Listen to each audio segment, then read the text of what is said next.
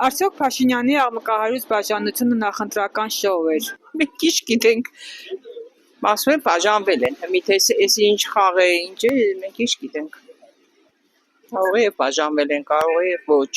Ինչ եղավ որ Աննա Հակոբյանը ամուսնացավ իրանից։ Այդպես է բաներ, մյա։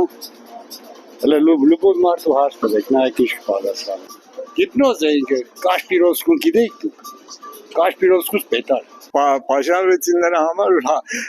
այդ Աննա Հակոբյանն որ ասում են իր կինը, չէ, իրանք շատ բաներ են արել, բաժանվեցին որ իրանք երեխաներին ինչ որ տեղ տանին, ապահով իրանք ինչ որ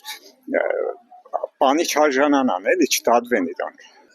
Փաշինյանի անունը մի դուր հաղթիկ չէ։ Ամեն դեպքում բաժանվել են, թե շոու է։ Ամեն դեպ ես չի դեմ։ Մի թե շոու իրանք ամուսնացած երբ են եղել որ բաժանվել են։ Լսել եմ, բայց չեմ հավատա։ Ես երբեք չեմ հավատա։ Սի պրոստը տևականություն էր, աղջիկ ջան։ Սի ուղիղ տևականություն էր։ Ինչ են ուզում ասեն դրանով։ Ուզում են ասեն որ բանը Աննա Հակոբյանը որ բաժանվել է